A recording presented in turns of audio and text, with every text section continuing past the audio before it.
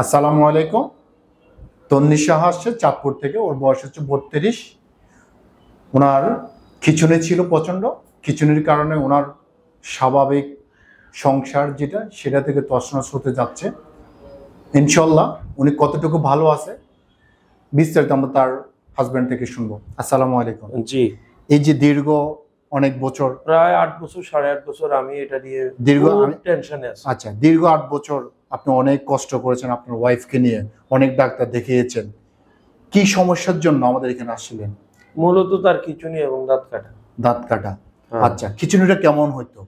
তার খিঁচুনিটা স্যার এটা ইরেগুলার মানে যে এটাতে কখন উঠে কয়বার উঠে এটার কোনো হিসাব নাই। আচ্ছা, প্রথম যখন শুরু হয়েছিল 8 থেকে 8.5 বছর আগে সপ্তাহ 10 দিন 15 দিন পর হইতো।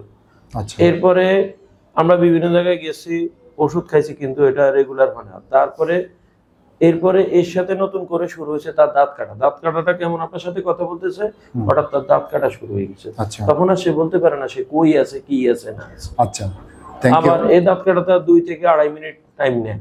এই টাইমে সে যদি পড়ে যায় তাহলে তো ধর। আচ্ছা, ডাক্তার ইমাম হোসেন স্যারের প্রেসক্রিপশন আপনি কিন্তু ফলো আপে আছেন। হ্যাঁ, কত মাস যাবত স্যারের প্রেসক্রিপশন ফলো আপে আছেন? আমি আমার খুব বেশি সময় লাগে নাই। গত মাসের 19 তারিখ আমি আসছি। আচ্ছা, আজকে মাসের সম্ভবত 23 থেকে 24 তারিখ। 24 তারিখ স্যারের কাছে ফার্স্ট ভিজিটেই স্যারে ওরে যে ফলো আপ দিছে, ওই ফলো আপটা চলতেছে। ওই ফলো আপে তার আর কিছু উঠে নাই, আর দাঁতও কাটেনি।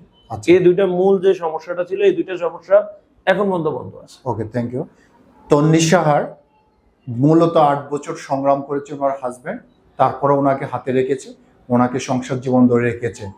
কিন্তু কিন্তু উনি ছেড়ে যায় নাই। উনি আসছে আমাদের কাছে লাস্ট মুহূর্তে, লাস্ট একবার সুযোগ নেওয়ার জন্য, যেটা খিঁচুনি বন্ধ করার জন্য।